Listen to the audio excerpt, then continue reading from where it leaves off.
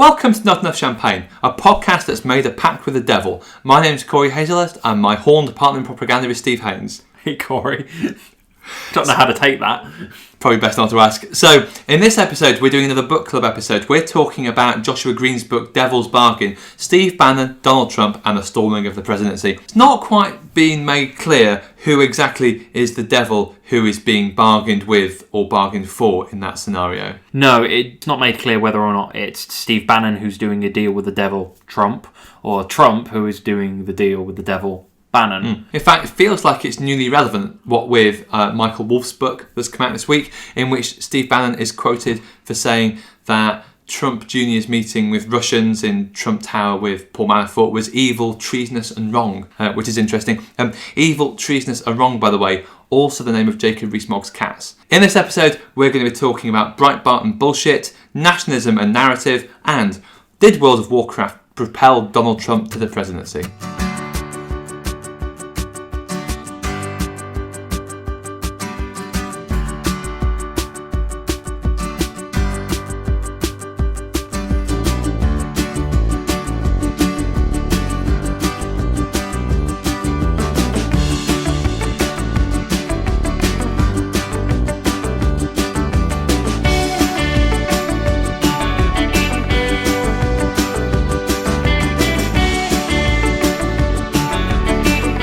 As true history graduate, Steve, can we start by talking about what's not in the book? Steve Bannon's time in the White House. Yes. So, because the idea of the book, so Joshua Green, he worked for The Atlantic, he's a reporter at Bloomberg Business Week. It's a book that's obviously a bit like Michael Wolff's one. It's based on access. The start of the book is Steve Bannon phoning Joshua Green after he's left the White House in disgrace.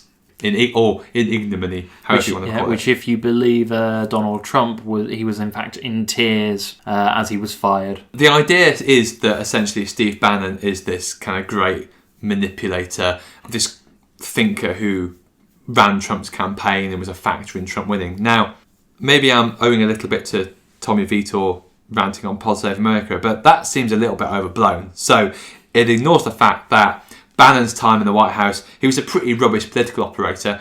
The thing that he tried to run, got Trump to do at the start of the presidency was the Muslim ban, which was a badly crafted piece of rubbish that was overturned by the courts because it was so incoherently done. Trump didn't take up Bannon's infrastructure stuff. In fact, they had Infrastructure Week, which I'm guessing is not a way you market a policy. No. That kind of failed because I think that was the week in which Trump said that he fired Comey because of the Russia thing. Also, the fact that Steve Bannon then backed Roy Moore for the Senate, that is not the hallmark of a great political operator. Also, Bannon isn't the reason Trump won. In fact, he's definitely not in the top 5 reasons Trump won the election. He might just about be in the top 10. Do you think the book overplays the influence he had over Trump in the campaign? I think the book overplays his role in terms of the day-to-day management or actually crafting the campaign. I think the book does get some things right, though, in terms of Bannon's influence to creating the context in which it became possible for Trump to win, though. So one of the things that the book does show is kind of Bannon's role in the kind of seedy underbelly of the Republican Party, which is where all the Clinton conspiracy nuts reside. These are the people who think that Bill and Hillary murdered or were responsible for the murder of an aide of theirs. These are the people who are still banging on about the Uranium One deal. Hillary Clinton committed treason by selling uranium to a foreign country, even though it's been proven to be complete bullshit. And these are the people who go to pizza parlours assuming there's an underground den in which they kill people. Exactly. They are the sorts of people who were running absolutely rampant in the 1990s Republican Party under Newt Gingrich as the Speaker of the House, who just completely went OTT with their conspiracy theories and their attacks on the Clintons when it eventually cost them Congress. What Bannon has been able to do, though, before getting involved with Trump directly, was build out the Breitbart network. And through his relationships with Roger Ailes, the founder of Fox News, was able to shift kind of like the right-wing narrative in a direction which benefits Donald Trump and his campaign quite effectively. So whilst the notion of Steve Bannon as master political operative, shadowy figure who's able to manipulate people into doing what he wants is massively overblown. Steve Bannon as media mogul, who's able to tap into a reserve of kind of right-wing anger, that's very real. And I think the success of Breitbart just proved all the proof you need of that.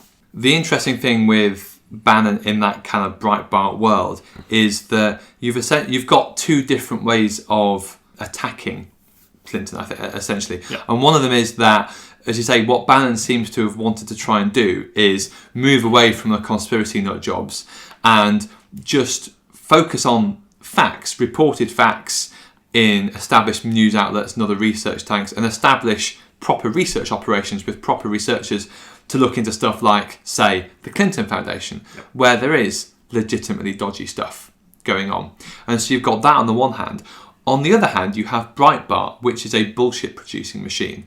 And the way that Bannon is quoted describing it in the book is that Breitbart doesn't necessarily concern itself with factual truth. It concerns itself with narrative truth.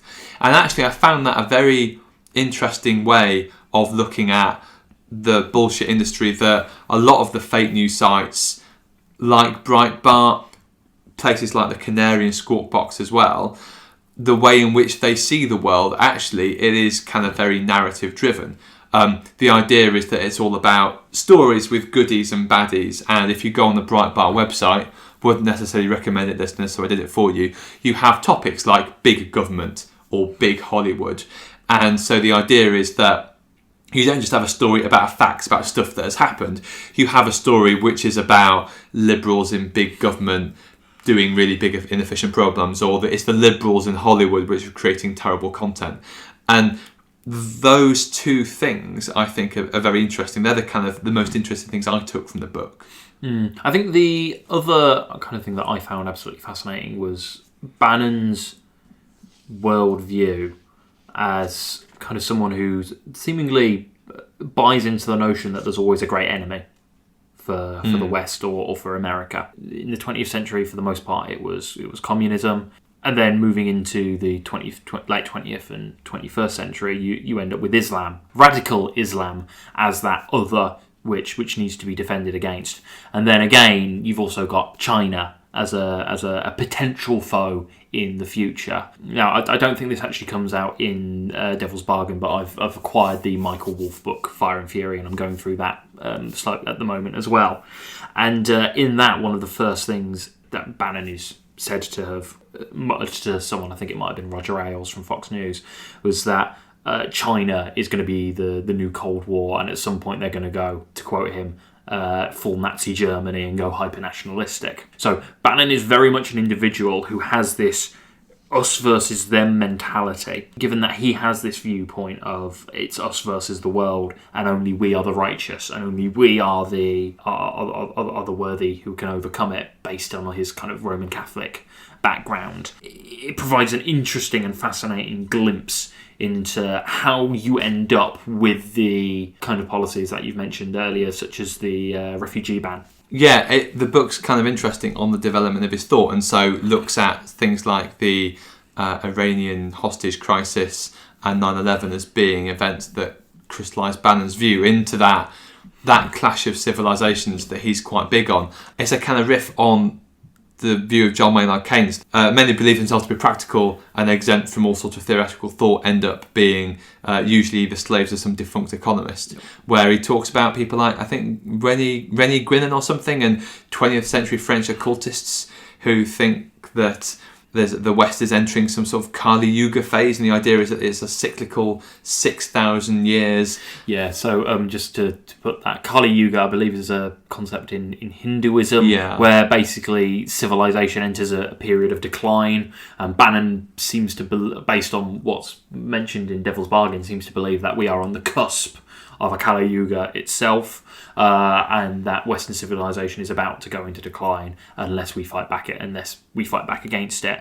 And for him, fighting back against it is fighting back against globalization, the global notion of like no borders and things like that. Very much moving back to the notion of the nation state and a people within that state. Basically, Steve Bannon is a very interesting wanker. Yeah, it's a very apt description. You talked about Breitbart. That kind of leads us on to the World of Warcraft stuff. Yes. So Steve Bannon, also quite opportunistic businessman as well, and has tried to make his fortune with various things, one of which was World of Warcraft. Now, for those younger listeners, do you want to try and explain what World of Warcraft actually was?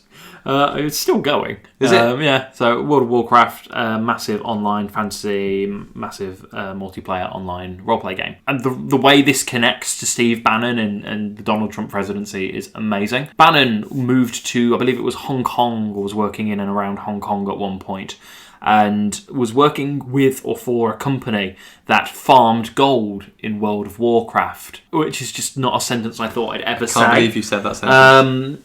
But yeah, essentially within World of Warcraft, you had companies who would pay people to just go in, collect gold online, and then sell that gold in real life for real money. There was an exchange rate and everything. It's like Bitcoin before Bitcoin was a thing.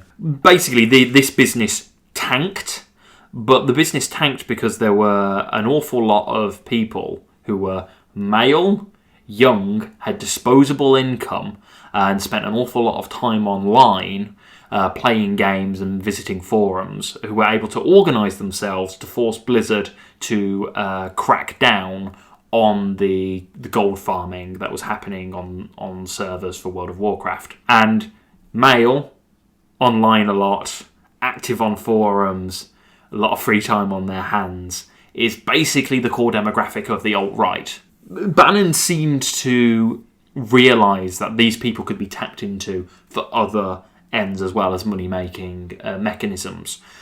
What he also seemed to tap into, and I'm not sure if it's by intent or by luck, is that an awful lot of these kind of active people, or a number of them, aren't as successful as they might otherwise think they should be. They are very much are open for persuasion to fall into kind of Bannon's way of thinking on a number of issues, especially around the ideas of having those others with which you need to do combat against. And as a result of Bannon's experiences, he took all of that and threw it into Breitbart News after he took over as, I think, CEO. So in a really weird kind of way, Breitbart News and Donald Trump's presidency doesn't happen without the World of Warcraft. Very much Cleopatra's Nose version of history, isn't it? It feels like AJP Taylor saying that World War One was caused by train timetables. Yeah. Which I have a feeling is probably a podcast we should do, actually. Another interesting turning point, which maybe leads us to the particular kind of Trump presidency we have, is this press conference dinner in which the great and the good of New York are invited and Trump is invited. And I think Trump, the property mogul's always wanted to get into that world, so was quite flattered, I think, wanted to be invited. And Barack Obama was going to be there, and this is in the middle of the birther controversy that was going on, of which Trump was fueling. Obama with John Lovett, who is one of the hosts on Pod Save America and Love It or Leave It now. He works with people like Judd Apatow and does some jokes on Trump, and they're genuinely quite funny, and Obama can deliver them quite well, and Trump's basically humiliated in front of this crowd. Didn't want to show it, but definitely was. Yeah, left very soon afterwards. This seems to be a turning point because it was Trump realising that he's not going to be accepted in with this world. Like, he can't command that mainstream society, like the kind of the elite strand, you could say, anymore, and so instead does push him to the fringes and work with. Yeah, it pushes him down the rabbit hole that is towards the alt-right. Again, it's one of those wonderfully weird things where it's just like if Obama just hadn't cracked those jokes, then does Trump actually run for president? Maybe not, because from at least from what's said in Devil's Bargain, the implication is that was one of the crystallizing moments where Trump decided, no, I'm doing this. I'm going to show them that I'm serious. about doing this. In some ways, that feels a little bit too movie-tastic. But because Trump had talked about running in the 80s, he talked about running in 2000.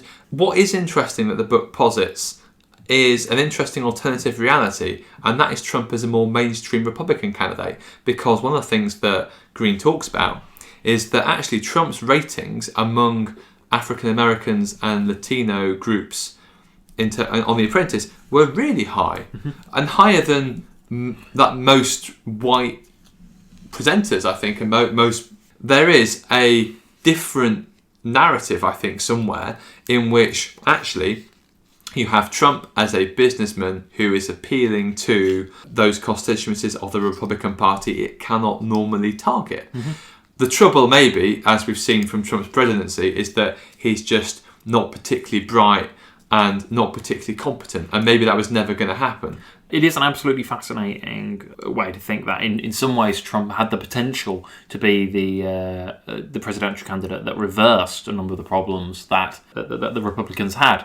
Mitt Romney lost the 2012 election to Barack Obama, and they put out a report afterwards which basically said we need to appeal to ethnic minorities, especially Hispanics. It's not inconceivable to see a timeline where Trump doesn't quite get as deep into the hole that he gets himself into online, and doesn't follow quite so many white supremacist accounts, and as a result doesn't come down those giant golden escalators when he announced he was running for president, and then immediately accuse Mexicans of all being rapists and murderers. That one move right there probably torched any hope that he would have had of being able to reach out to minorities.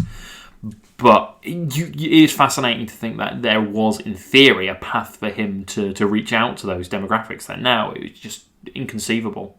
Basically, listeners, we are in the darkest timeline. There is no escape. Grab your go-tos if you don't have them already. Maybe the contribution that Green says that Bannon made, and again, I think the contribution of Bannon to Trump's victory is very overstated. I think without James Comey, Trump doesn't win. But it almost seems like Bannon was the encourager of Trump's worst tendencies. Probably you saw that when Bannon was encouraging Trump to go and endorse a racist to be a senator. There's also the fact that it was Bannon who, during the campaign, masterminded the idea of taking all of the women who had accused Bill Clinton of sexual harassment or rape and putting them on the front row of one of the debates. Now, this was basically told wasn't allowed to happen by the debate organisers because they just knew how incendiary that would be, and as a result, it didn't happen because some people saw sense and basically told Bannon that's not going to happen. Yeah, I repeat again, Steve Bannon is a wanker, and if I have one I enjoyed the book. I read it very quickly. It's quite well written. What I would quite like maybe is a little bit more condemnation of his politics, because I don't know if that's just me because I happen to be on the left, but I like to think that left or right we can agree that maybe nationalism and white supremacy isn't a great thing, and I'm sure that Joshua Green seems to have written this from the point of view of access. There's quite a lot of insight into the Trump campaign, into the Trump White House, and into Steve Bannon's views that we wouldn't have got otherwise, and unlike Michael Wolff, he hasn't torched his contacts by writing about how terrible they are. But there's a bit of I don't know how to say it better other than to say there's a bit of an objective coverage about Steve Bannon, which you probably shouldn't have about someone who's got the dangerous, nasty views that he has. Yeah, it's a bit of condemnation would be nice. I think the other thing that would be beneficial for the book, though, is a bit more of giving the other side of the story. It very much seems to be written almost as it's a mouthpiece for Bannon and how great Bannon is, which it's going to be fascinating comparing it to the Michael Wolff Fire and Fury book, because I think we're going to get two very, very different perceptions of Bannon from both of them. And in all likelihood, the truth is probably somewhere between the two of them. Bannon's not an idiot.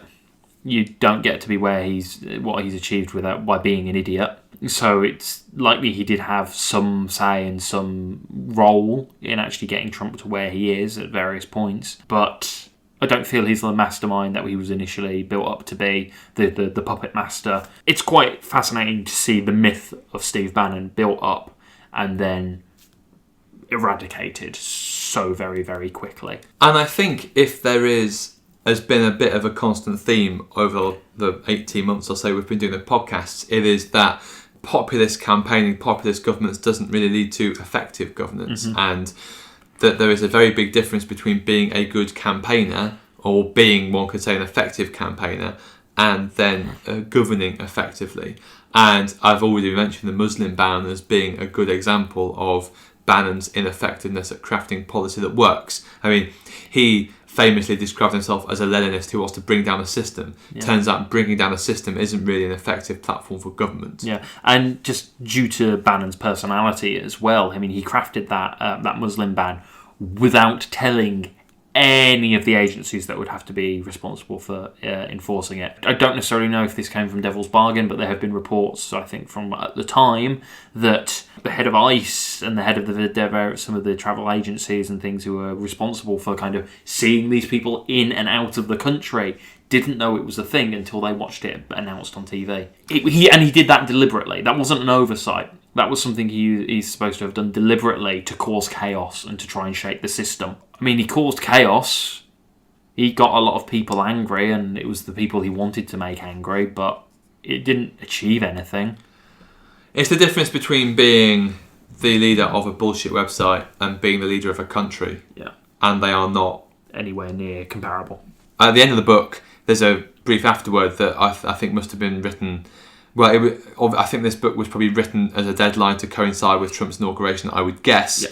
I'm guessing it got republished, maybe it got republished here. And there's a brief afterword on, I suppose, 3 reasons as to why there's chaos in the White House. And I think they still stand up pretty well, considering. So the first one is something we've talked already on the podcast, and we talked about when Trump's negotiating with North Korea, is that Trump feels like being president is about asserting dominance. We've talked quite a bit about how Trump has a particular kind of masculinity and a zero-sum approach to politics and power, which doesn't really fit in with how you achieve stuff.